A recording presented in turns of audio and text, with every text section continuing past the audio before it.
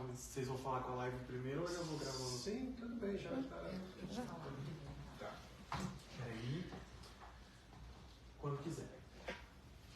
Hoje vamos falar de um assunto que está no dia a dia de todas as pessoas, que é uma condição comum da vida moderna. E muitas pessoas têm dúvidas sobre seus sintomas, causas, como gerenciá-lo e o que pode vir depois por causa dele. Vamos falar sobre estresse. E esse termo muitas vezes é usado de maneira equivocada. Usamos esse termo quando estamos ansiosos ou apenas quando estamos cansados. Nós precisamos entender como o estresse se apresenta no corpo para poder tratar e evitar problemas futuros. Então vem comigo hoje aprender com um especialista nesse assunto, Dr. Milton César Rodrigues de Medeiros, que eu tenho a honra de receber hoje aqui para esse bate-papo. Seja bem-vindo, Dr. Milton. Muito obrigado, quero agradecer ao convite, muito legal, um podcast de alta qualidade. E também lembrando que o pessoal do Projeto Sede, que é o projeto que a gente toca aí já há 3 ou 4 anos, vai estar acompanhando ao vivo. Como o celular está ficando um pouquinho distante, pode ser que o som não fique tão bom, mas depois a gente vai ter isso na íntegra. A gente vai ter o podcast inteiro na íntegra, mas é uma honra saber que o meu povo, o povo do Projeto Sede, que está aí há tanto tempo, está aí acompanhando essa entrevista num podcast, que é o Podlight, que é um podcast diferenciado, com o objetivo de melhorar a saúde da população, com boas orientações e orientações baseadas em ciência. Isso é ótimo. Sejam todos bem-vindos, pessoal. Então, o Dr. Milton é médico neurologista, membro titular da Academia Brasileira de Neurologia, membro da Federação Mundial de Neurologia, autor de vários trabalhos científicos neurológicos em periódicos e congressos nacionais e internacionais. E tem alguns livros publicados. Eu trouxe alguns exemplos aqui. Estresse, o Destruidor de Vidas, Meditação e o Cérebro, A Chave para o Conhecimento Emocional, entre outros. Então seja muito bem-vindo, Dr. Milton. E para começar, o senhor poderia nos falar um pouco sobre a sua experiência como neurologista e como chegou a se interessar por questões relacionadas a estresse, saúde mental? Bom, o estresse realmente é um assunto que sempre me chamou muita atenção. Ao longo de tantos anos de neurologia, eu já tenho quase 30 anos na prática de neurologia, e eu sempre observei que o estresse era a causa de muitos problemas neurológicos, e quando não era a causa, sempre era um fator importante para piorar a situação, para piorar qualquer tipo de quadro clínico neurológico. A partir disso, eu comecei a me envolver mais no estudo profundo sobre o estresse. O primeiro livro interessante que eu acabei escrevendo sobre isso foi A Chave para o Conhecimento Emocional, tentando mostrar para as pessoas como funcionam fisiologicamente as emoções, e tendo esse conhecimento as pessoas poderiam então administrar melhor essas emoções, o próprio estresse, gerenciar melhor isso. E o livro mais importante sobre estresse foi o último que eu escrevi, que é Estresse, o Destruidor de Vidas, publicado pela editora Escortece, de São Paulo. E esse livro foi um desafio para mim, porque a editora, por uma questão até comercial, pediu para que eu escrevesse muita coisa em poucas páginas. E ficou um livro muito bom, onde a gente explica em detalhes o que é o estresse e como combatê-lo, e a sua relação com as doenças todas. Então, hoje, para a gente começar a entender um pouquinho sobre esse assunto, as pessoas muitas vezes se confundem, né? E a gente precisa saber o que é o estresse. Essa pergunta é uma pergunta muito boa, né? Na verdade, a gente tem 2 tipos de estresse, né? A gente tem um estresse agudo, que é um estresse muito importante até para a evolução do ser humano, né? Que é aquela situação que funciona para a proteção, que é a situação de luta ou fuga. Então, se a gente imaginar na evolução humana, muitas vezes o homem, o Homo sapiens, homens lá na época das cavernas, ele precisava ter uma resposta fisiológica muito rápida para poder, por exemplo, se livrar de um animal feroz. Né? Então, o estresse agudo é uma reação em que se tem uma liberação de substâncias da suprarrenal, como a adrenalina, noradrenalina, cortisol, e que muda o aspecto fisiológico da pessoa, como dilatação pupilar, desvio de sangue para a musculatura, para o coração. A pessoa fica pálida porque o sangue sai da pele e vai para estruturas mais importantes, para a luta ou fuga. Para o músculo, né? Músculo, coração, sim, aumenta a frequência respiratória. Então é aquela situação que você fica tenso naquele momento para lutar ou para fugir. Então isso, em termos de adaptação, foi muito importante, é muito importante. A gente ainda precisa desse estresse agudo em muitas situações, né? Ainda mais no mundo que a gente vive hoje, cheio de perigos. Bom, esse é o estresse agudo, mas nós temos o estresse crônico, que é o grande problema. O estresse crônico é uma situação em que o indivíduo vive sob uma pressão, às vezes ele tem lá um chefe opressor, né, ou ele tem dificuldades financeiras, ou ele tem dificuldades de relacionamento na família, e isso vai trazendo um estado de adaptação, de alerta, não tão intenso quanto aquele do estresse agudo, mas que vai ficando, vai persistindo. E é esse estresse crônico que está relacionado a muitas doenças, inclusive doenças neurodegenerativas por diferentes mecanismos. Então o estresse crônico ele precisa ser combatido, porque quando ele persiste, certamente ele vai trazer doenças do sistema imunológico, do sistema endocrinológico, do sistema nervoso, neoplasias. O estresse crônico realmente é um grande veneno. Porque o estresse crônico, então, é aquele que a gente vai aguentando no dia a dia, né? Sempre, por exemplo, preocupado com o atraso, ou preocupado com chegar na hora, preocupado em fazer tudo rápido, para dar conta de tantas tarefas, né? É aquela mãe que quer deixar o filho arrumado, a casa arrumada e ainda precisa atender o marido e tal. Então, assim, esse estresse crônico, constante, dia a dia, que vai exigindo do nosso corpo todos os momentos. É isso, perfeito. É isso que vai fazendo com que a gente tenha o sistema de alerta ligado o tempo todo. Porque tem um período de adaptação ao qual o organismo consegue lidar, né? Com o qual o organismo consegue lidar, mas chega um momento em que está liberando tanto cortisol, tanta adrenalina, que o organismo entra em falência. Então aí vai se manifestar organicamente essa falência, com hipertensão arterial, arritmia cardíaca, diabetes, distúrbio de memória, que é uma coisa que eu ouço com frequência no consultório, em decorrência desse estresse crônico. Então chega uma hora que o organismo ele pede uma ajuda, porque ele não consegue mais se adaptar àqueles fatores estressantes. Sim, então o doutor já falou um pouquinho sobre os sinais, os sintomas, né, que cada um deles vai tratando, vai aparecendo. Por exemplo, o estresse agudo, então o sinal, o sintoma dele é que você quer fugir, é isso? Ou lutar. Ou lutar. É o momento em que você fica com o organismo pronto para uma reação súbita e rápida. E se a gente não falar então de luta ou fuga, mas um estresse que na hora de uma prova, por exemplo, eu uso esse estresse que é como se fosse um gatilho, né? Esse é um estresse agudo, né? Lógico que, por exemplo, aqui, né, a gente fica um pouco nervoso, né? Essa estrutura bonita aqui. Então, você tem um estresse agudo, só que gerenciável. Sim. Você tem um aumento de adrenalina, de cortisol, que até te ajuda, melhora o seu foco, sua presença no agora. Então, o estresse agudo temporário, ele é até importante para o melhor desempenho. Sim. Que não tem nada a ver com o estresse crônico, que é um sofrimento diário, persistente, e que esse sim vai trazer problemas a nível de organismo como um todo.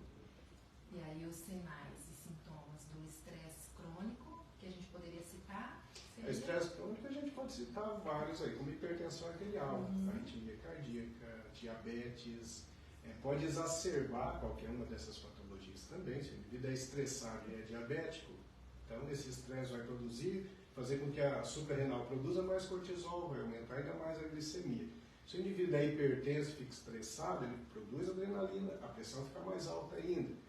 Se ele é um indivíduo com uma tendência a ter uma doença autoimune, o estresse vai desencadear isso, como esclerose múltipla, artrite reumatoide, lúpus, enfim, uma série de doenças. Porque o estresse crônico ele interfere no sistema imunológico, ele faz uma quebra do sistema imunológico. Então ele facilita infecções e facilita doenças autoimunes, em que o próprio organismo acaba produzindo anticorpos contra ele próprio, contra ele mesmo. E aí, então, esse estresse crônico está associado a muitas doenças. Ele está relacionado também à aceleração do envelhecimento. Hoje, quando a gente vê os grandes especialistas mundiais em medicina de longevidade, como o Dr. Mark Hyman, a doutora Anne Kenney, que são os pilares, quando a gente vai ver os estudos aos quais eles se focam, a maior parte é estudo de estresse, porque o estresse contínuo ele acelera o envelhecimento, ele mexe, por exemplo, com a flora intestinal, ele faz uma desbiose, aumenta a permeabilidade intestinal, isso causa mais inflamação no organismo e acelera o envelhecimento, encurta o tamanho dos telômeros, que é uma estrutura do DNA que está relacionado com regeneração celular. Então, o estresse crônico mal gerenciado, ele acelera o envelhecimento. E é nítido, a gente vê as pessoas quando passam por um período de estresse prolongado, às vezes até por uma detecção de uma doença, o quanto que a pessoa envelhece em pouco tempo, né? Por esse constante, essa interferência, acho que tanto hormonal, do cortisol, né, o famoso cortisol, negativamente nesse processo do envelhecimento, né, do ser humano. E então o doutor falou que em algum momento ele sim pode ser benéfico. E quando que eu devo procurar um médico, quando eu devo procurar ajuda para eu entender se o que eu estou sofrendo é um estresse? Porque as pessoas têm uma confusão, né, de achar que só é cansaço, ou as pessoas acabam não procurando por achar que, não, eu não vou procurar um médico porque estou estressado. Existe um preconceito, né? Da pessoa se achar até fraca. Imagina, não vou no médico por causa de estresse. Deixa, vou levando como dá. Né? Então, como você falou na abertura do programa, saúde não é simplesmente a ausência de doença. Né? Então, esses conceitos de quando procurar o médico, quando procurar o neurologista, tem mudado muito. O Dr. Dale Bredesen, da Universidade da Califórnia, por exemplo, que tem um protocolo contra a doença de Alzheimer, ele sugere que todas as pessoas aos 45 anos procurem um neurologista para começar a fazer uma cognoscopia, que é uma avaliação neurológica para combater os fatores de risco para a doença de Alzheimer. O estresse aí talvez seja o número 1. Então, é muito importante as pessoas saberem que procurar o médico, procurar o neurologista, não é um sinal de fraqueza e não necessariamente ele precisa estar doente. Ele pode procurar para fazer prevenção. Isso é uma tendência, né? Uma mudança de paradigma. Hoje a gente vê a medicina do estilo de vida crescendo demais, os conceitos médicos. Dentro da Academia Brasileira de Neurologia, da qual eu faço parte, existe já um movimento, existe já um grupo em que nós estudamos medicina do estilo de vida para aplicar dentro da neurologia. Então, esse é um ponto. Tem que ir ao médico, sim, e fazer prevenção, mesmo ou principalmente antes de ficar doente. Bom, quem tem um estresse crônico, quando deve procurar um médico?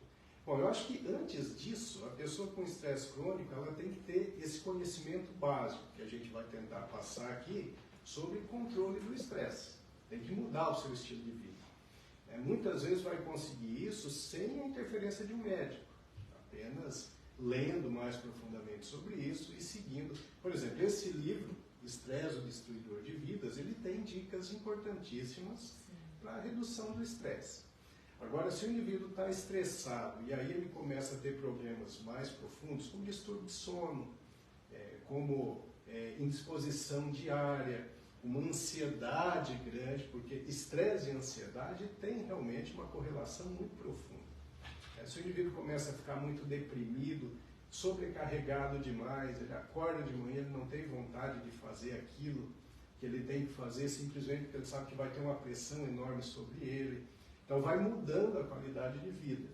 Se o indivíduo é diabético e começa a ter um descontrole grande glicêmico por causa da sobrecarga do dia a dia, então essa é a hora de procurar realmente o médico. Mas mesmo quem não tem nada disso, já tem que saber lidar com o estresse, porque a gente vive num mundo em que o estresse é um fator presente o tempo todo. Hoje está difícil da gente definir o que vem antes. Se é uma doença que vem antes e a gente fica estressado, ou se é o estresse que vem antes e a gente fica doente.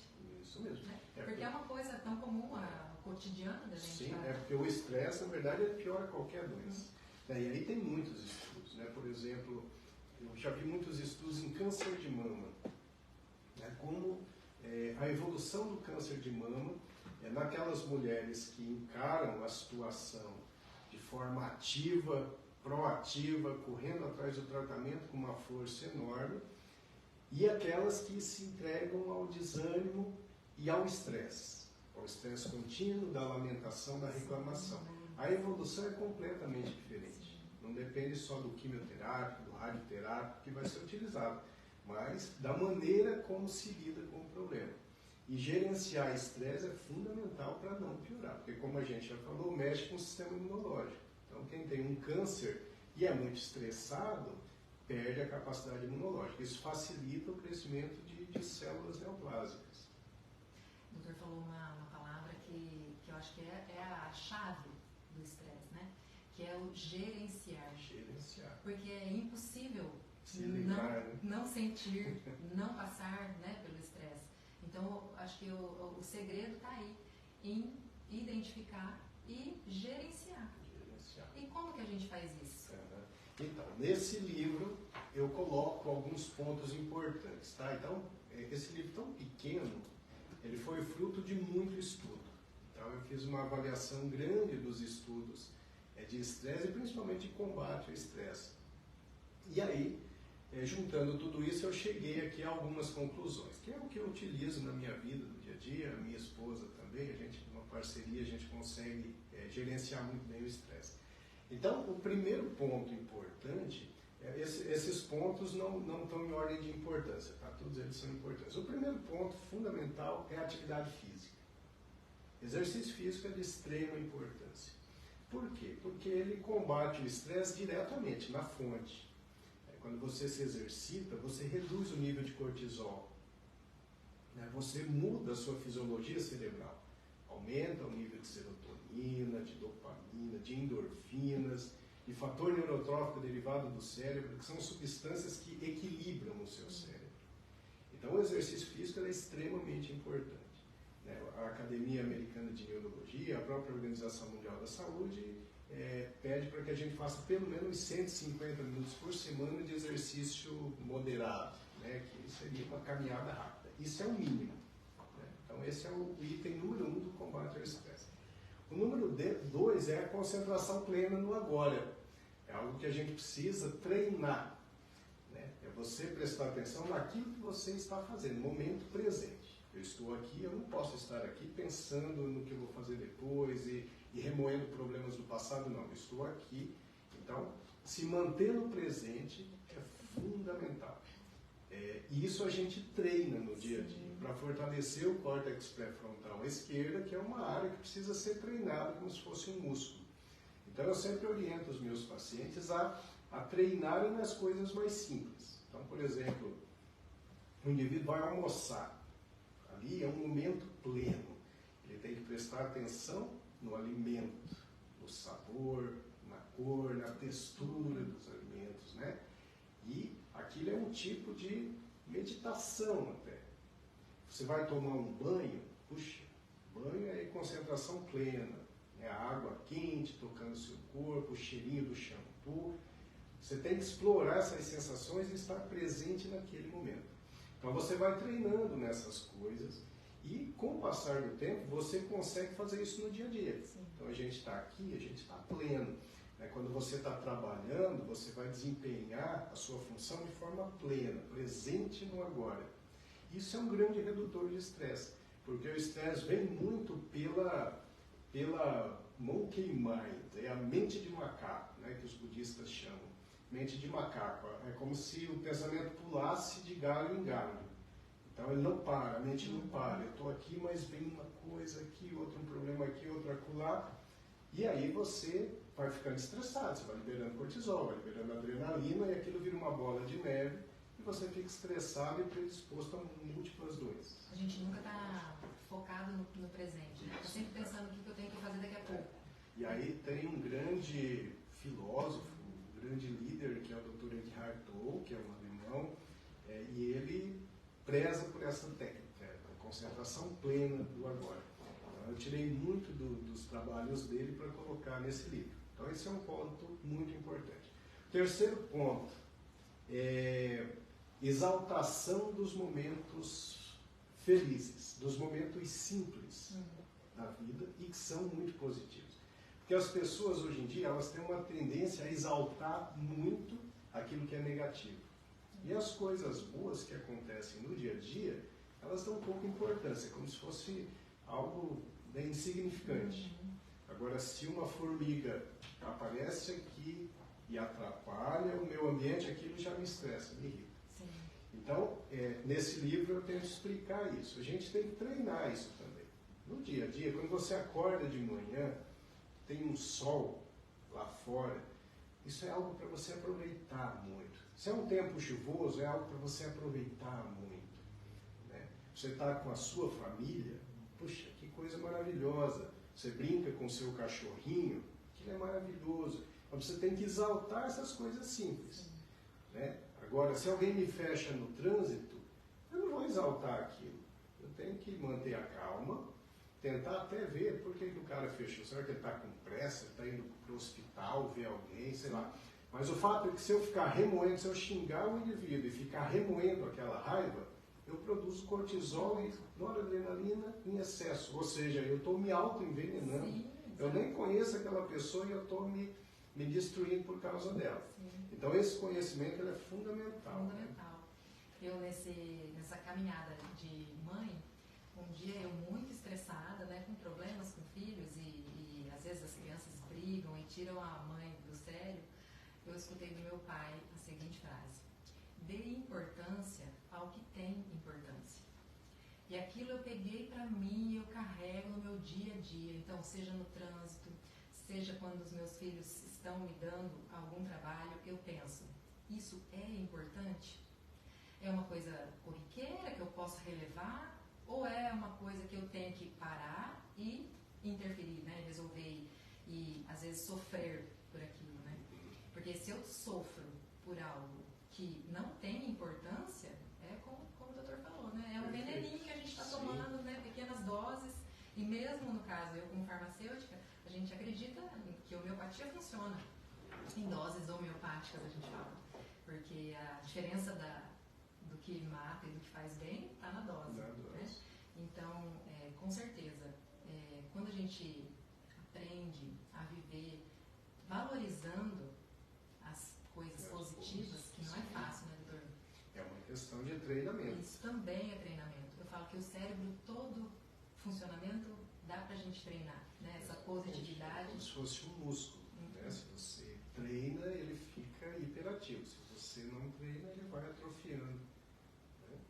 E esse treino, ele é da tentativa diária de você melhorar. É sempre um processo. Né? E aí vem o quarto ponto importante, que é a meditação.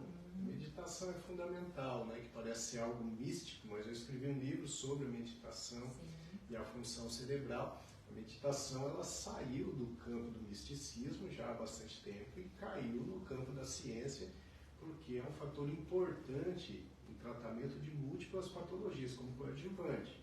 Né? Então, o treino da meditação, que parece ser algo tão difícil, mas não é, contato com a natureza é fundamental, né? Apreciação de arte, essas coisas que fazem você relaxar, né? Respiração consciente. O doutor falou sobre a meditação. Para o ouvinte entender aqui, o que eu posso definir como meditação? Porque às vezes a gente comenta sobre meditar, a pessoa fala assim, eu faço minhas orações. E eu sempre fico pensando nisso, né?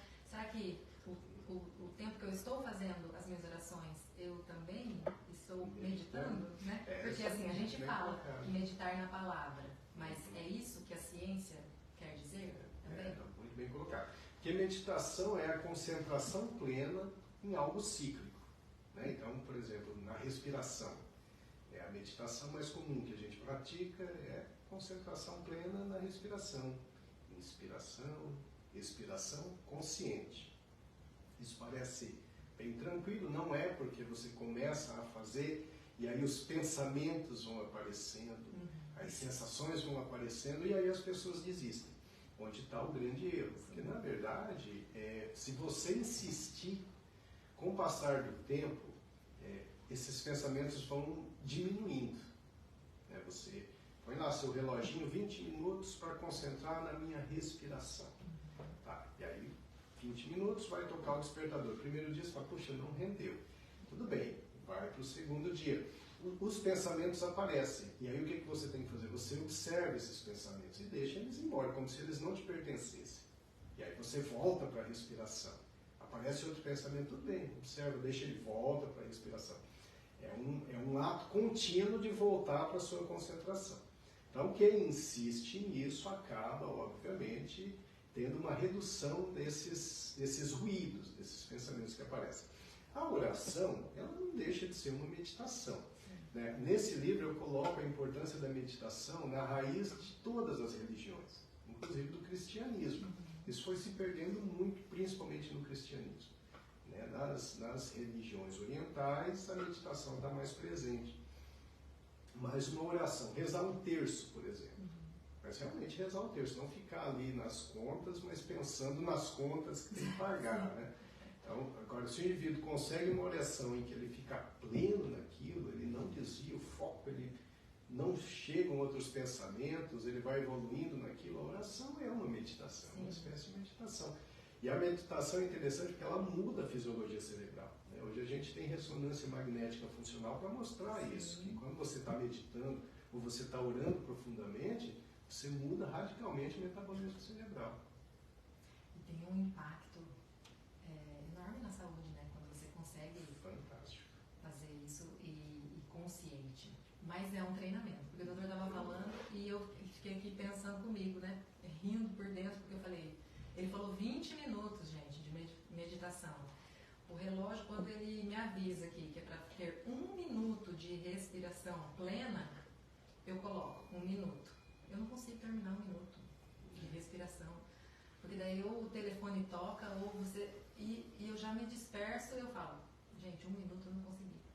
Mas eu tô nessa busca. Eu acho que é eu acho que é uma busca para a gente evoluir, né? E nesse momento da meditação, da respiração consciente, você tem que procurar um lugar confortável, sem barulho, sem interferência do celular. É um tempo que você tem para você.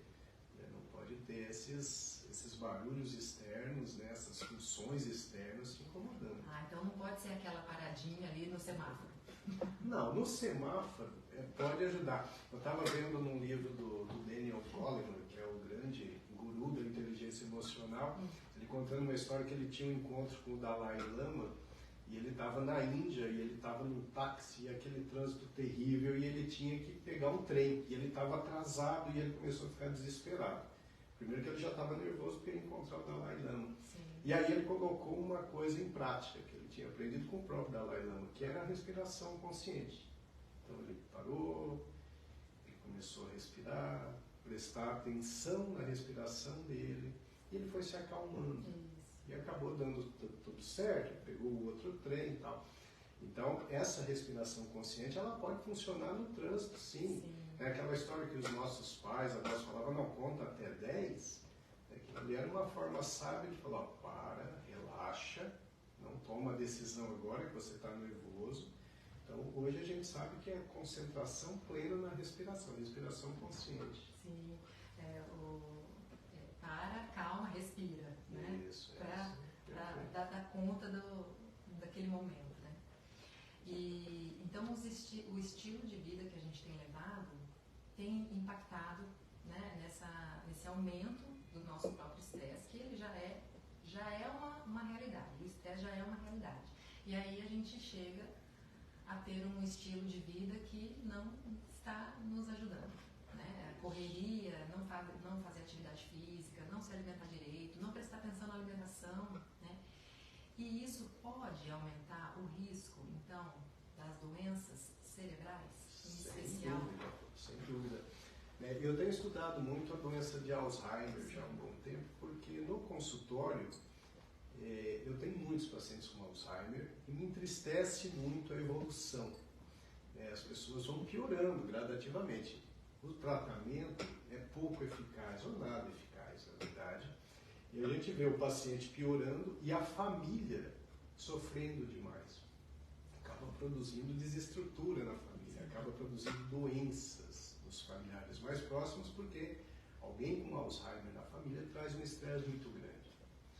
Bom, o tratamento está muito aquém de ser satisfatório, né? Agora, recentemente, foi publicada uma revista com anticorpos monoclonais nos Estados Unidos, que reduziu um pouco a evolução naqueles pacientes em que começaram a usar de uma forma muito precoce a doença, teve uma redução da evolução, mas um remédio caro, com um risco maior, né? E tiveram mortes nesse estudo, então agora vai para outra fase de estudo, pode ser que a gente tenha esse remédio daqui a algum tempo, mas longe de ser o ideal.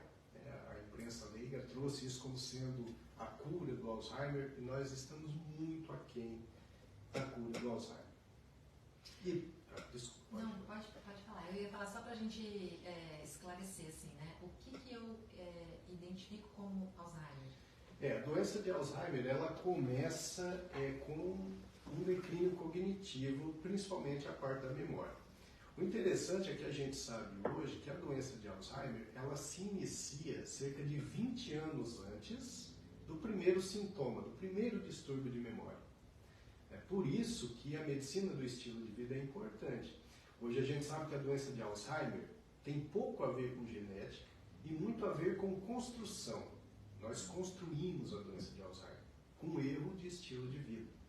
A gente constrói a doença de Alzheimer com estresse excessivo, sono inadequado, isso é um fator muito importante, alimentação errada, que a gente pode falar um pouco sobre isso, e a falta de exercício físico, sedentarismo, falta de socialização de qualidade e as substâncias tóxicas externas, como o cigarro, por exemplo, que aumenta muito o risco de doença de Alzheimer. Então é uma doença construída.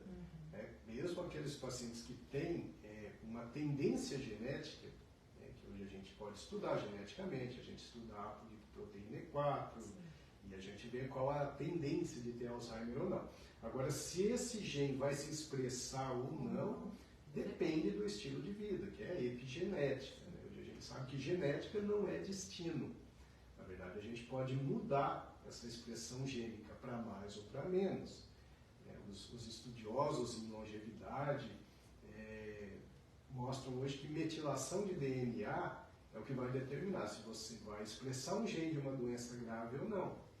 E essa forma de expressão vai ser ou para você acelerar a doença ou para você não ter a doença. Isso depende do seu estilo de vida. Mas hoje qualquer indício, então, porque o doutor falou 20 anos antes. E, então, as pessoas hoje, com 40 anos, já começam a falar, eu estou tão esquecida, será que... Né? A gente já começa a ficar pensando, será que eu vou, né, lá na frente? Porque já é uma coisa que começa a assustar. Já começa a assustar, só que isso é muito importante. No meu consultório, talvez seja a queixa mais comum. As pessoas me procuram porque tem distúrbio de memória e tem medo do Alzheimer. Então tem que lembrar que nem todo distúrbio de memória é doença de Alzheimer. Existem muitas causas para distúrbio de memória, como por exemplo ansiedade, depressão, o próprio estresse crônico, alguns distúrbios metabólicos, como distúrbio de tireoide, por exemplo. Então nem tudo que é distúrbio de memória é doença de Alzheimer.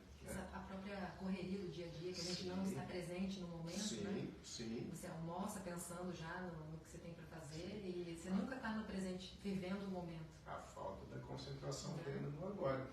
Então isso é importante, né? Saber que começa muito antes a doença, por isso essa orientação de aos 45 anos já procurar um neurologista que estude prevenção para começar a fazer a profilaxia, né? Uma profilaxia entre aspas. Isso é uma mudança de paradigma, né? E eu sei que isso vai mudar muito em breve, né? O meu filho, o Miltinho, que deve estar assistindo, ele faz medicina no Rio de Janeiro e ele já está num projeto de pesquisa mostrando uma associação do distúrbio de sono com doença de Alzheimer. Então, prezar por um sono de qualidade é algo extremamente importante para quem não quer ter doença neurodegenerativa. Quando o doutor fala distúrbio de sono, seria dormir pouco, dormir picado, aquele sono que, né, você acorda muitas vezes, ou aquela pessoa que passa a noite em claro mesmo, a insônia? Então, a insônia ela tem uma classificação. Ela pode ser uma insônia inicial, que muitas vezes está associada à depressão. Então, a pessoa não consegue pegar no sono. Ela deita, e dá 2, 3 da manhã, ela está rolando para lá e para cá, e não pega no sono. Quando ela dorme, já está na hora de acordar. Isso é insônia inicial. Tem a insônia de manutenção, que pode estar associada à depressão ou ansiedade, ou erro nas medidas de higiene do sono, em que o indivíduo pega no sono e ele fica acordando. Aí fica um sono não reparador. No dia seguinte ele se sente cansado, disposto. E tem a insônia terminal, que é aquela pessoa que tem um sono danado, deita, dorme, mas acorda muito cedo, 2, 3 da manhã, 1 da manhã, está acordado e ele não dorme mais. Essa é a insônia que geralmente está associada a transtorno de ansiedade. Todos esses distúrbios de sono predispõem à lesão cerebral com o passar do tempo. Por quê? Hoje tem um conceito bem recente de sistema linfático, que é um sistema cerebral de eliminação de toxinas. Então, quando você está dormindo nas fases mais profundas do sono, as fases 3 e 4, você ativa esse sistema linfático e você elimina toxinas. Inclusive a proteína beta-amiloide, que é aquela proteína que se acumula no cérebro de quem tem doença de Alzheimer. Quem não dorme bem, acumula essa toxina e com o passar dos anos tem uma chance maior de ter declínio cognitivo.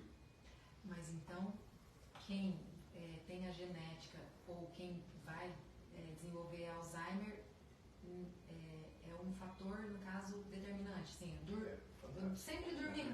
sempre dormir mal. Quer dizer que eu vou lá na frente... É um risco maior. Isso que você falou é fantástico, porque eu vi um artigo essa semana da Neurology sobre isso, justamente que os pacientes com apolipoproteína E4, né, que é um marcador para a doença de Alzheimer, que tem o distúrbio de sono, eles têm uma chance muito maior de desenvolver a doença de Alzheimer. Então, um fator de risco importante. Todo mundo tem que prezar por um sono de qualidade. Nós já fizemos várias lives sobre medidas de higiene do sono, que são medidas gerais para que todos possam dormir melhor. Sim. O que o doutor, então, indica aí, né, para a gente falar dessa higiene do sono? Quais seriam as dicas? Então, tem algumas dicas, né? Na verdade são muitas, né? Mas eu vou tentar resumir algumas, né? A primeira é evitar a substância estimulante, né? Para quem não tem um sono bom, tá? Então, o café, por exemplo, né? O café, ele gruda nos receptores de adenosina e ele fica ali até por 6 horas, e isso impede o sono. Então, café, o ideal é que a gente tome só até meio-dia e não mais. Os estimulantes de maneira geral, né? Nem vou falar aqui de refrigerante, porque refrigerante é tão maléfico que, né, nunca, né? Mesmo quem durma bem. Refrigerante é tudo de ruim, qualquer um deles. Uma outra coisa importante é a prática da atividade física, que não seja perto da hora de dormir, porque senão a liberação de algumas substâncias deixa a pessoa mais estimulada, mas o exercício físico é fundamental. Não ficar rolando na cama. Se você deita na cama e não consegue pegar no sono, levante, não fique associando a cama a um momento ruim de não conseguir dormir. Levanta, vai fazer algo relaxante, ler alguma coisa leve, ouvir uma música tranquila. A hora que o sono voltar, você vai para a cama. Deitar e acordar no mesmo horário, tem um ritmo, né? Mesmo que eu não consiga dormir, eu vou dormir às 10, mas aí eu rolo na cama, aí no outro dia às 6 eu tenho que acordar. Mas eu estou com sono. Mesmo assim você acorda, na outra noite você vai dormir às 10 de novo. Vai chegar uma hora que esse ciclo ele vai se arrumar, né? Se tornar o habitual. Sim, é o ritmo circadiano, né? Outra coisa muito importante é que quando a gente não consegue dormir, a primeira coisa que a gente tem que pensar é o quarto. Como é o quarto? Então, um estímulo luminoso, né? Porque a gente sabe que para dormir é muito importante a produção da melatonina pela glândula pineal. E essa melatonina ela só é produzida no escuro total. Então, o indivíduo fala, não, mas eu só tenho uma luzinha vermelha do relógio lá que pisca. Isso já é suficiente para atrapalhar. Sim. A gente tem que tirar todo o estímulo luminoso do quarto. Não pode ter barulho. E aí vem o maior problema de todos, que são as telas. Né? Então, se você fica ali vendo o celular antes de dormir, aquela luz do celular, ou do laptop, ou da própria televisão, vai impedir a sua pineal de produzir a melatonina. Isso atrapalha o seu sono. Então, pelo menos umas 2 horas antes de dormir, o ideal é que você se livre das telas. Sim. Isso é um detalhe importante. E aí o paciente chega lá na farmácia e quer aumentar a dose da melatonina. Mas ele não desliga o celular. Aí ele toma melatonina, ele já está lá querendo tomar 10 miligramas de melatonina, e porque ele fala assim, nossa, para mim não funciona. Mas não fez a adequação, né, necessária, sim, né? fez a lição luz, de casa. Né, a lição de casa, né? Não é fácil a gente influenciar as pessoas, porque os hábitos ruins é muito intrínseco, né, doutor? E a gente às vezes quer informar, mas se a pessoa do outro lado não acolher e fazer a parte, aí não funciona. Né? Por isso da importância de um podcast como esse seu, né, que é sério, que é baseado em evidências, né? É bacana a gente falar sobre tudo isso, porque às vezes uma coisa tão comum que é uma luzinha hoje até da televisão, né, que fica aquela luzinha vermelha, ou do ar-condicionado que fica piscando às vezes, né? As pessoas não se atentam. E aquilo, a hora que você dá aquela acordada de madrugada, te estimula. Sim. Né? E as pessoas não dão valor. No caso da alimentação, qual é o impacto da alimentação na gestão do estresse, né, que a gente saiu um pouquinho do estresse, falou do Alzheimer, e na saúde cerebral? O doutor falou que o exercício físico, os hábitos, a alimentação, mas qual é o impacto da alimentação? Hoje, os trabalhos da Cleveland Clinic, né, com o Dr. Mark Hyman, que é a grande especialidade, é quem a gente segue mais. Quando ele coloca sobre destruição celular, quando ele coloca sobre risco de Alzheimer, quando ele fala para a gente sobre como reduzir a velocidade de envelhecimento, a primeira coisa que vem à mente é o tipo de alimentação.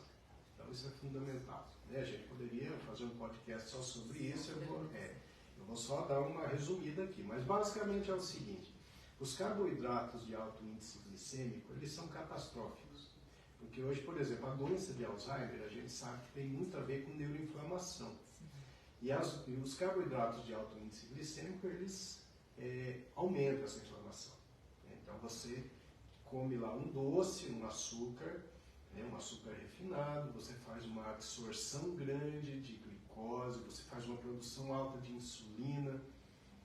Essa insulina alta, ela tem que ser eliminada, ela é eliminada pela enzima degradante da insulina, que é a mesma enzima que degrada a proteína beta-amiloide lá na doença de Alzheimer. Então você desvia para cá a enzima e acumula a proteína beta-amiloide, aumenta a chance de Alzheimer. Esse açúcar em excesso, com a insulina em excesso, ele é mal absorvido porque a célula vai ficando resistente à insulina. Aí esse açúcar em excesso, o fígado acaba transformando em gordura. Essa gordura, principalmente abdominal, ela vai produzir um monte de interleucina pró-inflamatória, como interleucina 6. Então, inflama, diminui BDNF, reduz tamanho de cérebro por morte neuronal. Ou seja, o açúcar, ele é uma catástrofe. Né? Então, evitar açúcar é fundamental, gente, é fundamental. Isso é um conceito moderno, que vai demorar para ser realmente instituído, porque a gente tem a indústria do alimento que é muito poderosa. Sim. Além do açúcar, a gente tem as farinhas brancas, né? O amido, ele é também de alto índice glicêmico, e talvez o pior de todos seja mesmo o trigo. O trigo tem a amilopectina A, que é um carboidrato de altíssimo índice glicêmico, e também tem o problema do glúten, né? Tem uma briga grande, mas a gente sabe que é modificado geneticamente. A gliadina, que é a proteína do trigo hoje, ela está totalmente modificada. Da década de 60 para cá mudou radicalmente. E esse tipo de gliadina, esse trigo, ele destrói a parede intestinal.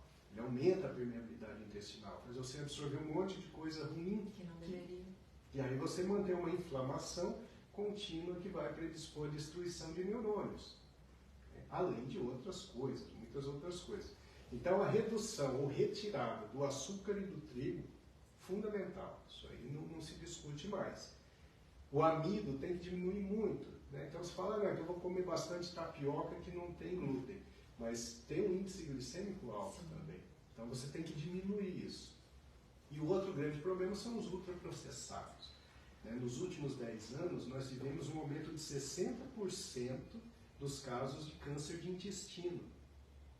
E a culpa está caindo para os ultraprocessados. Então, quando você compra lá uma bolachinha de pacote, um salgadinho de pacote, um embutido, algo enlatado, tudo isso aumenta a chance de inflamação e de câncer, e de doença de Alzheimer, e de doenças autoimunes. Então, esses 3 alimentos a gente deve evitar, né? O amido, ou pelo menos reduzir muito. O amido, principalmente o trigo, o açúcar, os ultraprocessados, né? As gorduras trans, que geralmente estão nos ultraprocessados. Isso aí é terrível. Teria mais coisas para evitar, mas eu acho que essas são as principais. E o que a gente deve comer? Porque tem esses alimentos que eu disse aqui que são pró-inflamatórios, mas tem os alimentos que são anti-inflamatórios, que são os fitonutrientes. Aí são as verduras, os legumes, as frutas, que acabam tendo um poder fantástico para mudar a flora intestinal, para produzir a eubiose, para aumentar o número de bactérias boas, das bacteroidetes, que diminuem a inflamação. Outra coisa são as oleaginosas, como castanhas, nozes. O azeite de oliva extra virgem é fantástico, né? Uma ação anti-inflamatória, cheia de fenóis, cheia Jornal, né? O pessoal invasando no que a gente... Infelizmente, eu acho que a maior parte, né, dos azeites de oliva do mercado, eles não são tão adequados, né? Mas enfim, o azeite de oliva extra virgem de boa qualidade, ele é um medicamento, né, praticamente. Então, basicamente é isso, é tirar os carboidratos de alto índice glicêmico, diminuir muito açúcar, trigo, os ultraprocessados, e aumentar o consumo dos vegetais. É desembalar menos e descascar mais. E como é difícil, né? Nessa vida corrida que a gente quer tudo rápido, né? Fazer o almoço, a janta, prático, né? Compra ali o congeladinho no mercado, desembala e... Sim, aí já tem um plástico lá com bisfenol, que é uma substância que destrói o equilíbrio hormonal, né? Ou seja, se a gente não tiver um conhecimento, a gente vai ter Alzheimer, com certeza, né? A gente vai viver muito menos. É isso aí, a prevalência de Alzheimer está alta, a tendência é ir crescendo mesmo, porque a expectativa de vida tem aumentado, né? Apesar de que de tanto errar, aquele aumento progressivo de expectativa de vida está começando a diminuir agora. Esse é um fenômeno evidenciado nos Estados Unidos já nos últimos 5 anos. A expectativa de vida começou a diminuir por conta desses erros gerais, de estresse, de sono inadequado, de falta de exercício físico, de excesso de peso, de alimentação inadequada, de falta de socialização e uso de substâncias externas agressivas, como álcool excessivo, cigarro. As cidades grandes, né, com toda a contaminação no ar que a gente vive, às vezes a gente tem até em casa, tem uns anos já que eu parei de usar esses veneno de tomada, né? Ou mesmo esses aromatizadores de ambiente que coloca na tomada e que fica ali liberando muitas vezes compostos que vão causar essa inflamação, né? Porque a gente inala, vai para o nosso pulmão, né? Sim. Substâncias que não deveriam estar entrando em contato com a gente, né? E o doutor usa suplementos para prevenção? O suplemento, ele faz parte hoje da cognoscopia do Dr. Dave Bredesen, né, da Universidade da Califórnia. Só que essa suplementação ela tem que ter critérios. Hoje a gente sabe que a deficiência de algumas vitaminas e de alguns minerais está relacionada ao declínio cognitivo, a perda neuronal, a atrofia cerebral. Está relacionada a doenças autoimunes, por exemplo. Mas é muito importante fazer a dosagem dessas vitaminas e desses minerais para depois fazer a suplementação. Hoje, eu particularmente uso um protocolo mesmo de uma universidade americana e a gente faz a suplementação de acordo com aquele protocolo. Eu pego muitos pacientes com excesso de vitaminas, tá? Principalmente vitamina D. A população brasileira ela tem uma característica de baixa vitamina D. Inclusive a gente fez um protocolo, né? Eu tive na Suíça há algum tempo, por conta de um trabalho de neuromodulação que eu tinha apresentado, e lá eu conheci, na Universidade de Berna, um protocolo relacionado à proteção cognitiva. E tem as características da população. Quando chegou aqui no Brasil, eu elaborei o meu próprio protocolo, voltado para a população brasileira. E uma coisa muito importante que a gente viu é que a população brasileira tem uma deficiência de vitamina D, de maneira geral. A gente tem muito medo do sol aqui. E realmente o sol, nos picos, ele é muito perigoso. Na Suíça, que tem pouco sol, né, quando eles têm o inverno, é só noite, aí quando tem o verão, eles aproveitam aquele sol da forma mais intensa possível. Eles têm menos deficiência de vitamina D do que nós temos aqui. Só que o que eu observo no consultório é que muita gente vem tomando sem critério. E às vezes você vai dosar o nível sérico, está elevado, às vezes faz calcificação renal, faz cálculo renal. Então, é ótima a suplementação, mas tem que ser feita com critério. Sim. E tem a ver com a sua alimentação, né? Porque às vezes a pessoa quer suplementar e não cabe na sua alimentação. Perfeito. O fato de ir no médico, eu acho que nunca pode ser algo sozinho, né? Quem identifica o problema e tem a condição de ter um acompanhamento com um nutricionista junto, eu acho que fica perfeito o casamento, né? Porque se a gente precisa cuidar da alimentação para não envelhecer ou para não adoecer, a gente precisa estar com o médico andando junto ali com, né, um acompanhamento nutricional. Nesse protocolo nosso, é um trabalho que a gente está fazendo já há alguns anos e com resultado muito bom. Eu tenho um nutricionista que certamente está assistindo, que é a doutora Fabíola Oliveira, excelente. E é por aí, porque a maior biodisponibilidade de vitaminas e minerais é justamente da alimentação, né? A suplementação nem sempre é necessária. Né? E quando ela é necessária? O que o doutor gosta na sua prática de suplementar, né? Que vai fazer a diferença, que vai, na sua prática clínica, o senhor já identificou que realmente faz a diferença? Sim, isso aí já é meio que uma unanimidade, né? Tem algumas vitaminas e minerais que quando estão em baixa, realmente levam a uma redução de metabolismo cerebral, levam também a redução de trofismo neuronal, né? Então aumenta a chance de atrofia cerebral, declínio cognitivo. Os principais são, primeiro, a vitamina D. A vitamina D é fundamental, a gente tem que repor para quem está faltando. Eu tenho um número grande de pacientes com esclerose múltipla que estão indo muito bem usando os imunomoduladores, que são os remédios específicos, mas todos fazem uma suplementação perfeitinha de vitamina D. Os meus pacientes com esclerose múltipla estão indo extremamente bem. Então, a vitamina D é algo fundamental. E quando falta vitamina D é um cofator para a síntese de serotonina. Sim. Então, às vezes, a pessoa está deprimida, não é porque a vida está batendo nela, às vezes ela está deprimida porque está faltando vitamina D. E antigamente as pessoas passavam a vida inteira sem nem saber que isso existia, né? Sem fazer nenhum tipo de suplementação. As vitaminas do complexo B são fundamentais, né? Principalmente B6, B12 e a B9, que é o ácido fólico. Essas são importantes porque quando elas estão baixas, sobe a homocisteína. A homocisteína é um marcador de risco de derrame, de infarto, de doença de Alzheimer. E às vezes só com alimentação a pessoa não consegue. Então você vai lá, dosa, vê a homocisteína alta, faz uma reposição, fantástico.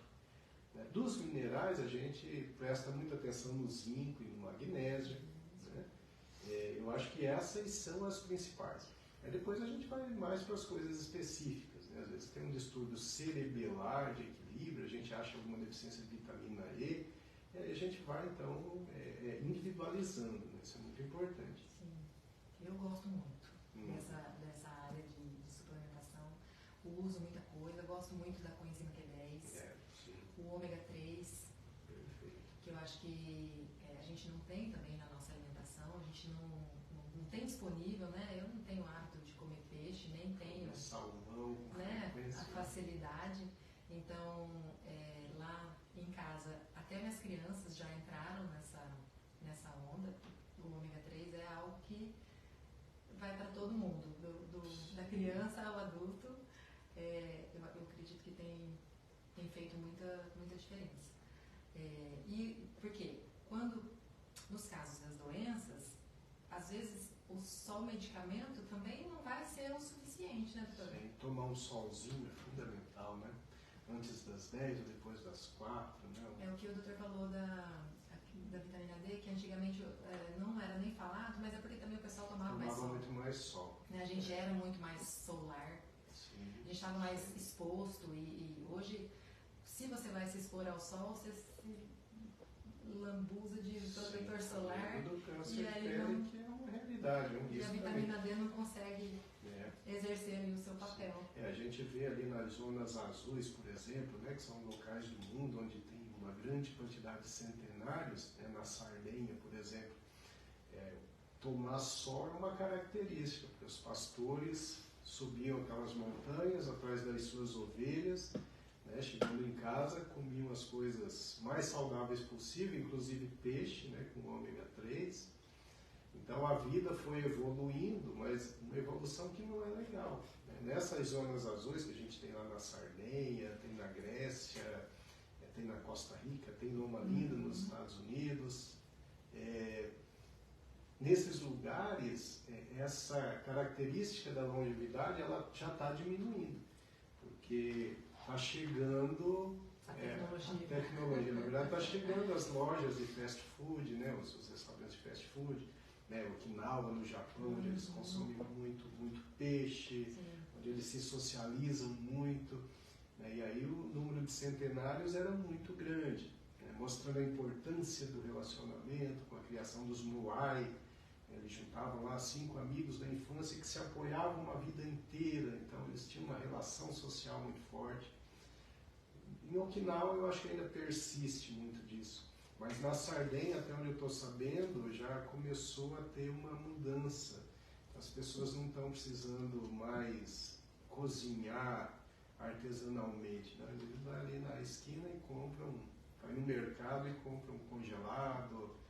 Então essa evolução, ela, na verdade não foi uma evolução para o bem, né? A gente tem piorado muito como humanidade, infelizmente. Sim, uma evolução que facilitou muito a vida, né, do ser humano em todos os aspectos. A gente hoje anda de carro, né? Hoje o Uber está aí tão disponível e fácil para todo mundo. Ninguém mais precisa perder tempo cozinhando, porque está tudo muito disponível. E essa evolução nesse sentido de facilidades fez com que a gente...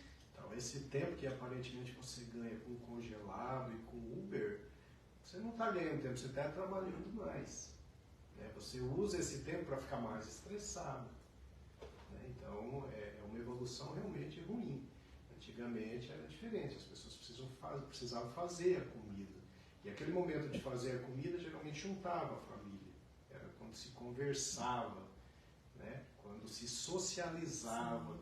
E essa história de socialização tem a doutora Gil Livingston na Inglaterra.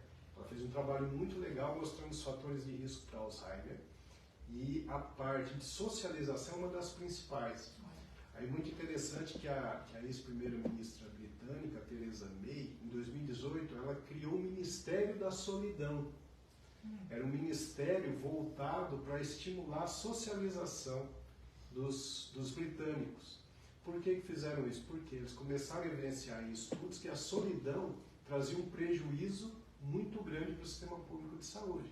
Porque as pessoas solitárias ficavam muito mais doentes do que aquelas que tinham um convívio social, um convívio familiar regular, importante.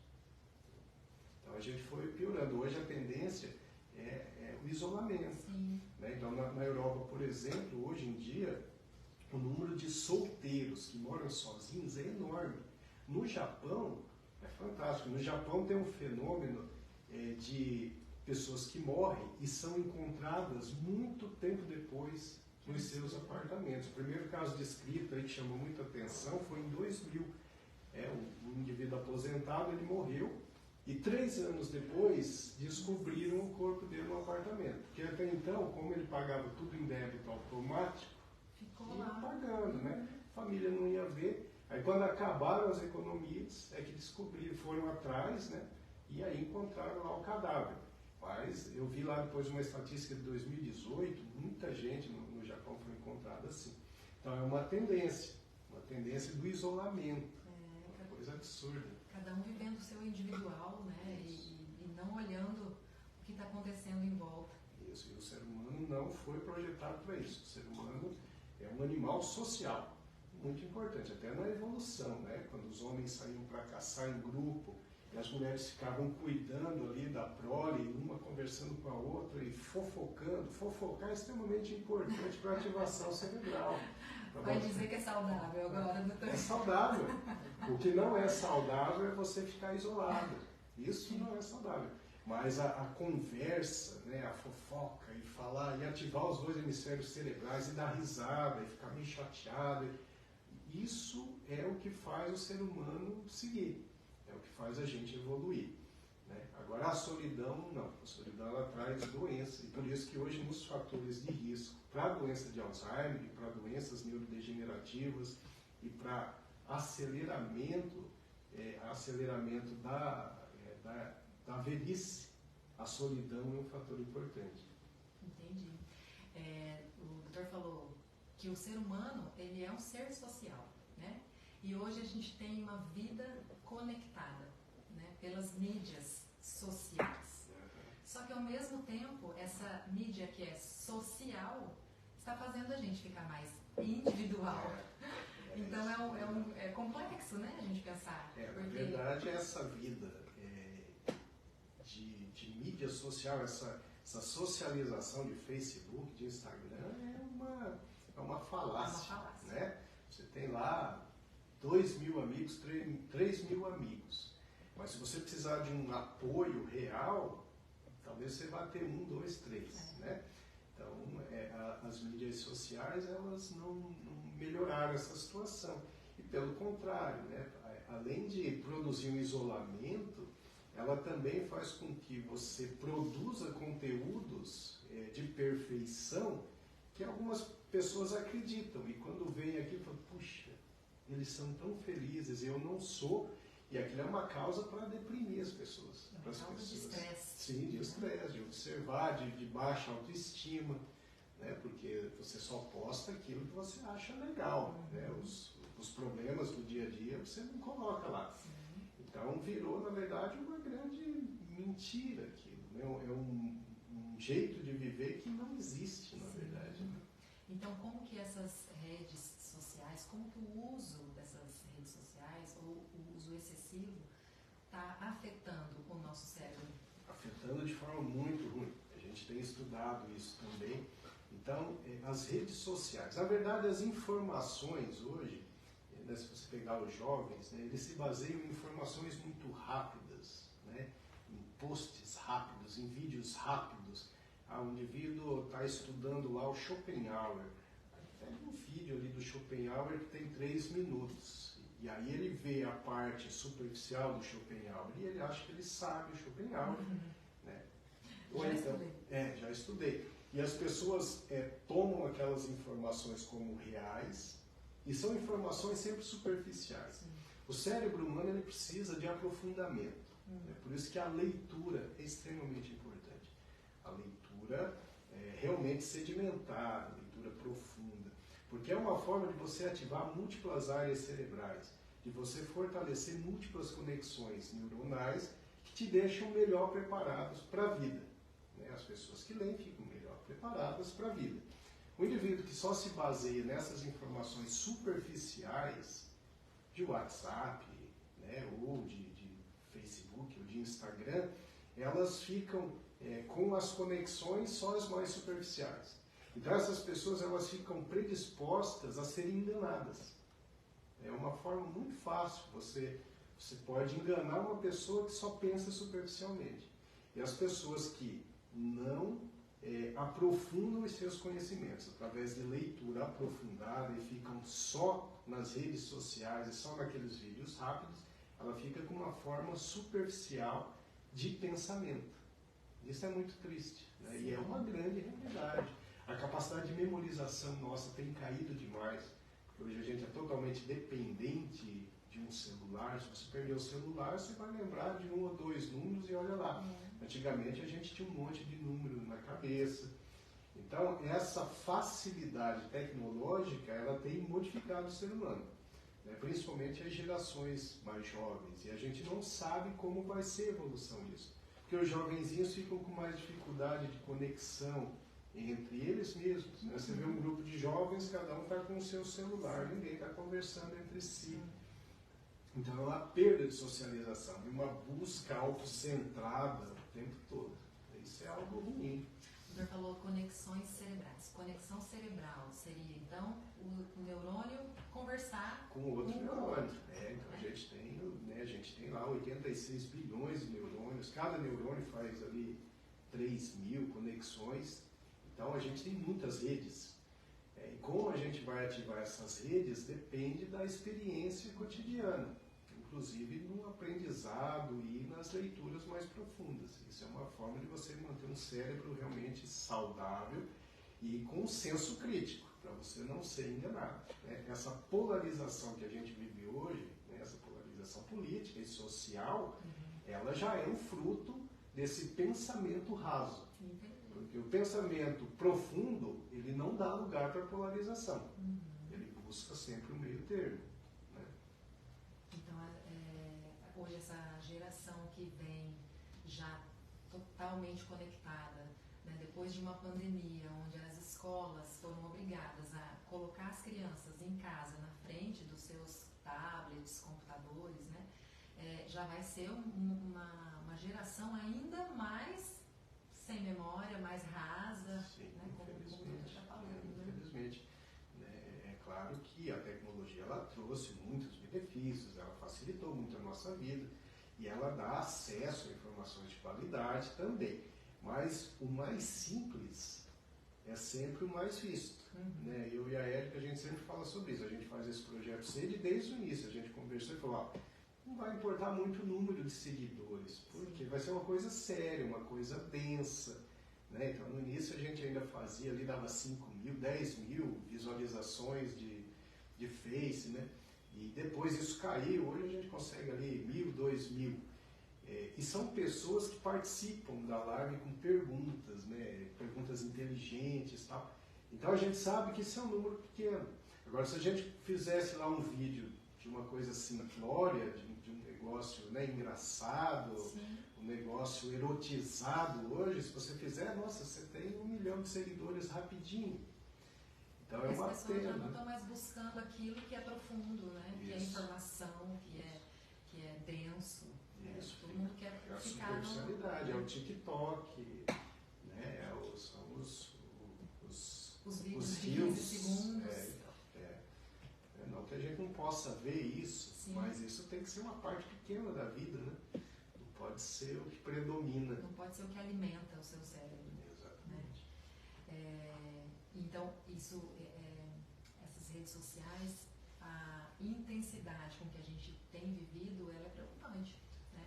Porque eu vejo nos meus filhos, gera uma ansiedade, já gera um estresse, né, de ver, por exemplo, lugares que eles querem e que às vezes não podem estar, coisas para comprar o tempo todo, né, gerando essa demanda que se não tivesse a mídia social ali, se não tivesse esse acesso, estaria só brincando de bola e pensando, né, na bola. Hoje eu acho que isso é muito pior. Na nossa época de infância, você é mais jovem que eu, mas na minha época de infância, né, a gente tinha lá o apelo comercial do mundo neoliberal capitalista, que é normal, tentando vender coisas pra gente, né?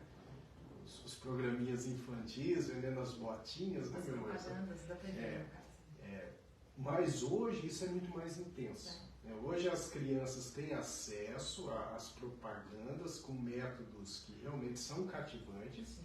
E, infelizmente, não é para o consumo só daquelas coisas básicas e simples como brinquedos, né?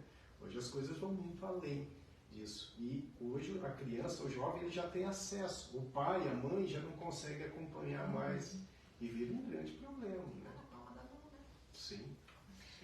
Doutor, o que vem primeiro, então? A ansiedade ou o estresse? Pergunta boa, né? O ovo ou a galinha? Quem nasceu primeiro? Sim, é uma pergunta boa.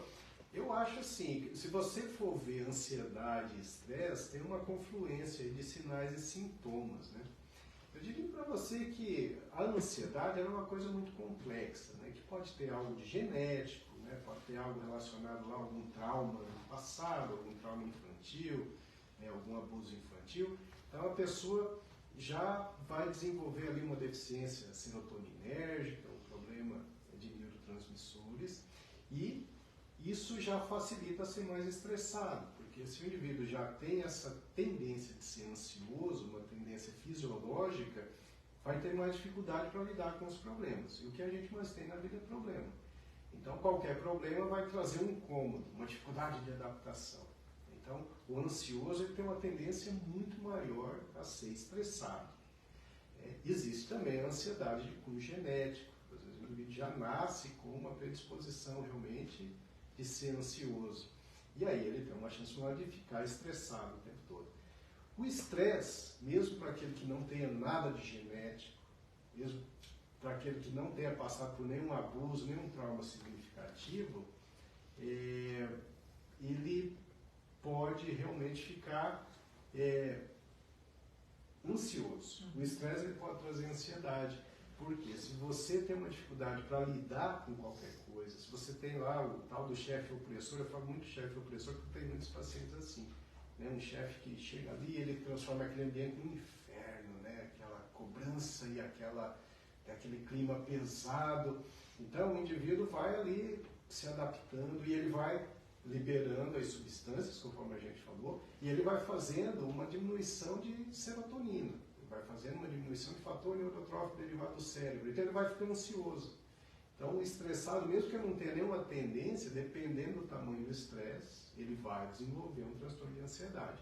Então é uma resposta difícil para uma pergunta difícil, porque tem realmente uma convergência de estresse e ansiedade, apesar de que são coisas diferentes. Mas então no caso da ansiedade, eu tenho os neurotransmissores reduzidos, né? reduzidos. E no caso do estresse, eu tenho eles com o tempo reduzido também. Porque, na verdade, você vai produzir o cortisol, vai produzir a adrenalina, você vai fazer a desbiose intestinal e isso vai reduzir a produção de serotonina. Aí que vem uma coisa legal, né? Antigamente, a gente tratava depressão e ansiedade sempre baseado na teoria monoaminérgica, que era uma deficiência de serotonina, dopamina. Realmente tem essa deficiência, mas hoje a gente sabe que o fator inflamatório ele é fundamental. Sim. Então, porque a inflamação diminui o BDNF, diminui a serotonina. Então, às vezes eu pego o paciente lá com depressão, está tomando muito antidepressivo e ele não melhora.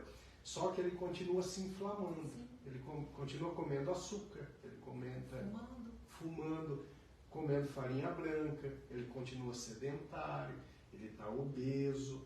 E aí ele está tomando um monte de antidepressivo. O antidepressivo só melhora o nível do monoaminérgico. anticolinérgico, mas não reduz a inflamação. Sim. Então é fundamental mudar o estilo de vida para que haja uma melhora da ansiedade e da depressão. Só o remédio não vai funcionar. Sim. Essa é uma luta constante no balcão da farmácia, porque muitas vezes o cliente chega, o paciente chega na farmácia dizendo assim, já faz 6 meses que eu uso esse remédio, esse ansiolítico, esse antidepressivo, e eu não estou vendo diferença. Mas é por isso que o doutor falou. Temos outros fatores. Né? Eu costumo dizer para os pacientes assim, mas o remédio ele tem que ser usado junto com as estratégias, Sim. não sozinho. Né? Nunca posso eu pensar que o remédio vai resolver o problema sozinho. Se eu continuo sofrendo ali os ataques, né, da inflamação, por exemplo. Isso, estilo de vida inadequado. E as pessoas muitas vezes se pegam assim, mas então eu tenho que parar de fumar? Sim. Eu tenho que parar de comer o doce todo dia, todo momento? Acorda, no café da manhã é pão, daí no almoço tem sobremesa, além de todo o carboidrato. Então assim, ele está o tempo todo Se inflamando. se E inflamando. a ansiedade e a depressão tem tudo a ver com inflamação. Tudo a ver. Eu fiz um estudo recentemente, que a gente vai publicar muito em breve, sobre pacientes com transtorno de ansiedade de difícil controle, já tomando um ansiolítico, um antidepressivo, e a gente começou a introduzir probióticos e mudar a alimentação desses pacientes. Mudança de estilo de vida, exercício físico. E a melhora que eles tiveram foi fantástica, sem a gente ter que aumentar a dose do antidepressivo ou do ansiolítico. Mudança de estilo de vida. Sim. A gente tem que incentivar as pessoas, né, a fazer as mudanças, porque, como eu disse, né, o medicamento ele é um artifício, mas não para ele ser usado sozinho, isoladamente. Isso, né? Nesse caso da ansiedade, que estratégia então que eu posso lançar mão para atenuar? Para atenuar a ansiedade. Eu acho que todos aqueles aspectos que a gente comentou para reduzir estresse vai ajudar na ansiedade. Primeiro ponto é exercício físico. O exercício físico ele reduz a inflamação crônica subclínica, que tem relação com a ansiedade. O exercício físico aumenta o nível de serotonina, aumenta o nível de dopamina, que são os neurotransmissores que dão uma sensação de bem-estar e felicidade, aumenta o nível de endorfinas, né, que dá uma sensação de bem-estar muito grande. Então, o exercício físico tem que ser praticado. Segundo, privar, quer dizer, tentar ter um sono adequado, não ter privação de sono em hipótese nenhuma. Né? Se o sono está ruim, tem que buscar essas medidas de higiene do sono que a gente comentou agora. Uhum. A alimentação é fundamental. Se você tem transtorno de ansiedade e come muito açúcar, muita farinha branca, muito ultraprocessado, você vai aumentar a inflamação. Então você tem que evitar esses alimentos. Porque na ansiedade vem uma bola de neve. Sim. Quando o indivíduo está ansioso, ele tem que comer um pote de sorvete. O que acontece? Ele aumenta a inflamação, ele fica mais ansioso. Ele libera um monte de dopamina. Aí isso dá um bem-estar temporário. Sim. Aí depois ele precisa comer mais o pote de sorvete para aumentar a dopamina. E aí isso vai aumentar o quê? A inflamação, e a ansiedade e a depressão vão aumentando. Então, exercício físico, alimentação adequada, o sono de qualidade e gerenciar o estresse com mudança de estilo de vida no sentido de buscar contato com a natureza, ter tempo para a família, compartimentalizar a vida, né? A gente tem que ter tempo para trabalhar, sim, claro. A gente tem que ter tempo para a família, a gente tem que ter tempo para se divertir, a gente tem que ter tempo para a gente mesmo, né? Num ato de meditação, por exemplo, de respiração consciente.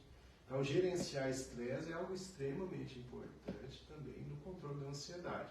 E buscar a socialização, né? Que, como a gente está dizendo aqui, é um verdadeiro remédio. Uhum. É lógico que depois de tudo isso tem os medicamentos que têm uma importância muito Sim. grande também. Então, com as informações todas que o doutor passou aqui, a gente pode entender que o estresse e até a ansiedade, eles estão relacionados ou eles são influenciados pela história de vida de cada um.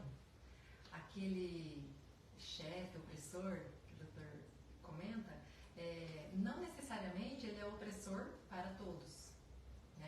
que eu aguento de estresse ou que eu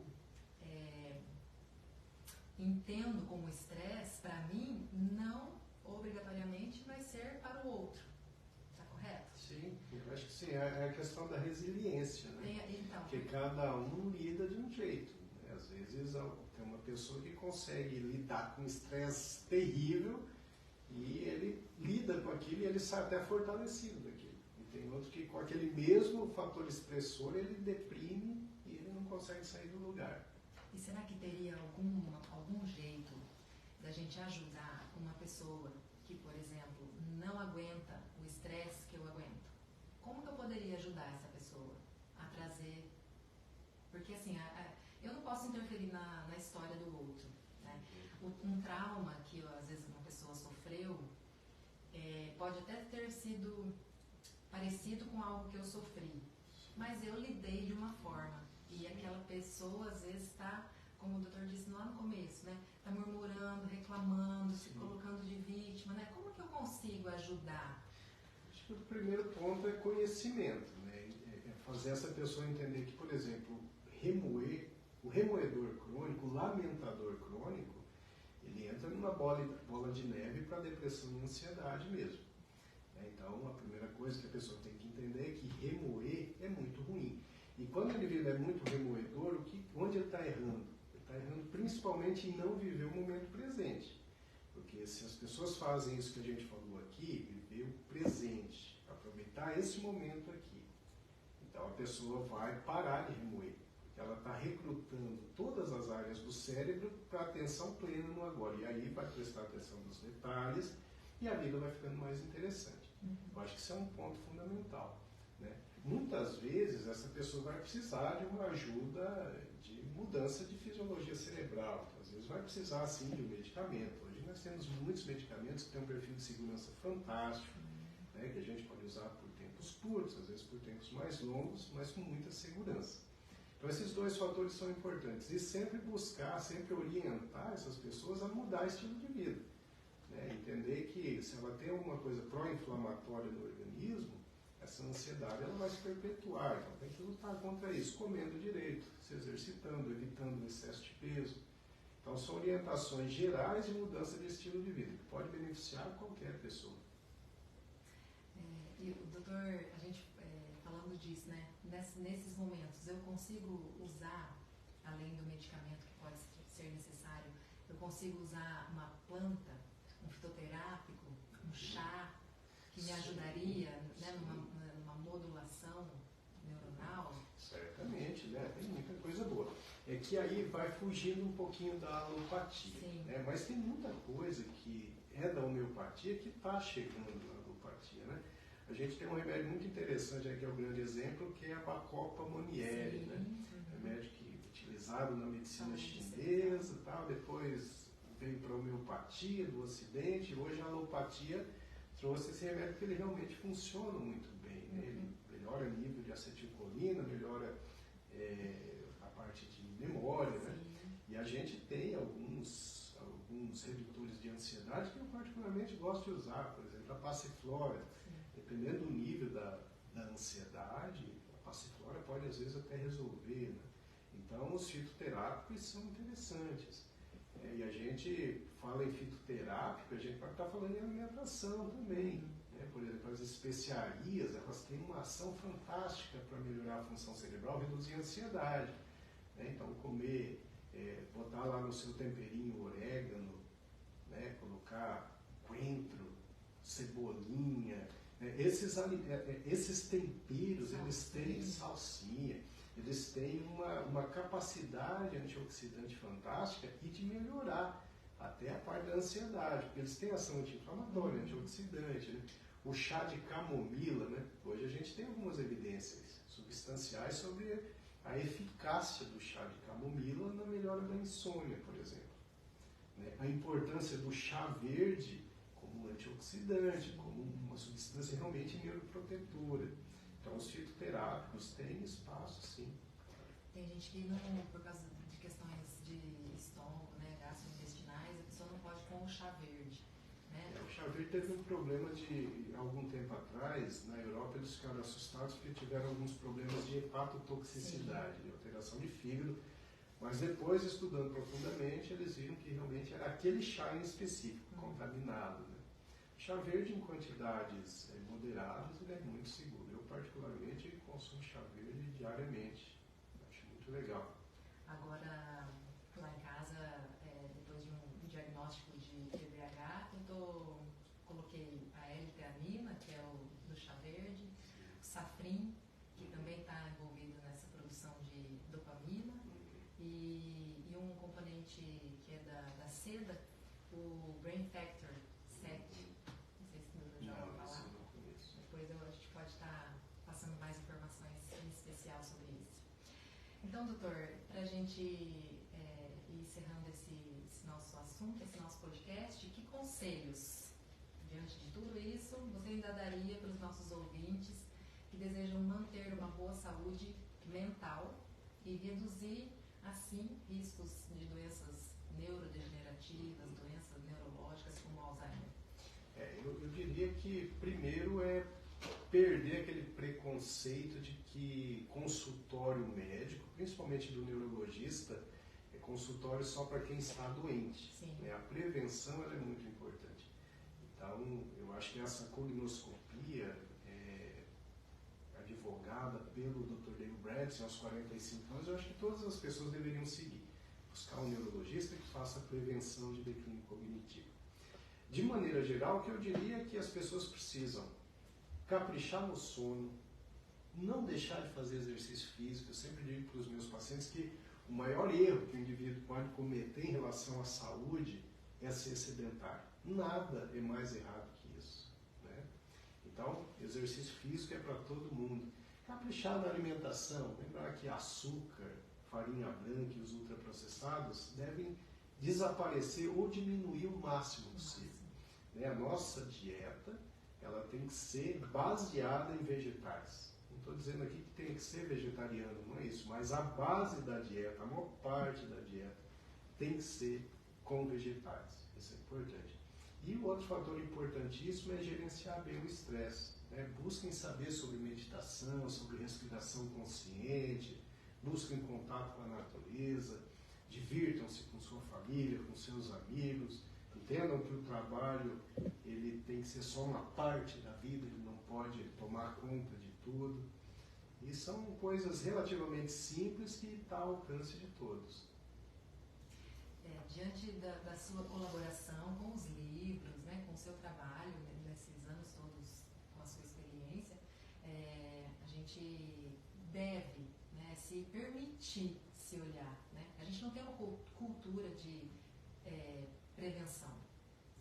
A gente tem uma cultura de cuidar da doença e não de cuidar da saúde. Né? Eu tive um episódio recente com a minha mãe de câncer e a gente, passado todo o processo de quimioterapia, terminado esse processo, quimioterapia e cirurgia, falei para ela, agora mãe, vamos falar de saúde. Agora vamos esquecer o que passou, né? Não é nem esquecer, né? Vamos aprender com o que passou e falar de saúde daqui para frente, né? E não ficar pensando na doença, porque essa prevenção, ela tem que estar no nosso dia a dia, sendo cultivada dia a dia, a saúde cultivada no dia a dia, né? Sendo por escolhas corretas na alimentação ou no que fazer, sendo por atitudes, né, que a gente tem que tomar. Então, doutor, agradeço muito por compartilhar todo o seu conhecimento hoje conosco.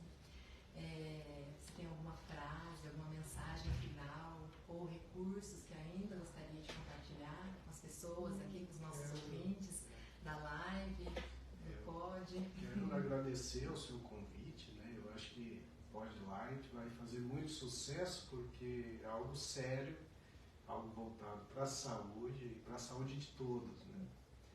E quero agradecer a todos que vão assistir, ao pessoal da live, o pessoal muito querido, que são seguidores assíduos e que me dão muita satisfação de saber que eu estou ajudando pessoas que eu nem conheço pessoalmente, mas que melhoraram o seu estilo de vida e sua saúde.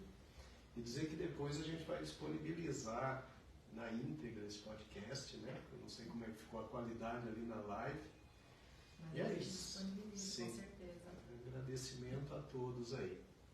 Eu que agradeço. Eu gostaria de deixar uma frase para a sua reflexão hoje, que é: não olhe para trás com rancor, nem para frente com medo. Trazendo isso para esse nosso assunto de hoje, se você não cuidou da sua saúde até aqui, que não é para a gente ter sentimento de culpa e nem rancor, né? A gente tem que começar hoje a olhar para a nossa vida e viver um dia pleno, uma saúde plena daqui para frente. E por outro lado, se existe na nossa genética um fator de risco que nos coloca medo, né, a olhar para frente, que a gente tem que, como o doutor falou aqui, a genética é uma porcentagem, não é Destino. não é um destino e nem uma sentença. Exatamente. Né? Então a gente tem que olhar para a nossa saúde lá na frente sem medo. A partir das escolhas que eu faço hoje, eu tenho que confiar que eu estou fazendo o melhor para a minha saúde. Eu gosto muito de incentivar as pessoas a cuidarem da saúde e pensarem na saúde a longo prazo. Eu quero envelhecer bem, eu acho que independente de genética, do que vem aí pela frente, hoje eu estou plantando algo bom na minha saúde, né, para cuidar. Eu quero chegar lá na frente e falar o que estava no meu alcance, eu fiz de bom, né? Sem ser neurótica, sem ficar chata, né, com relação à alimentação, a ter que fazer. Não, a gente tem que ter uma vida real e tem uma vida que não é fácil muitas vezes, né? Encaixar uma atividade física ou comer tudo aquilo que eu deveria comer, mas dentro da minha realidade, o que de melhor eu posso fazer, né?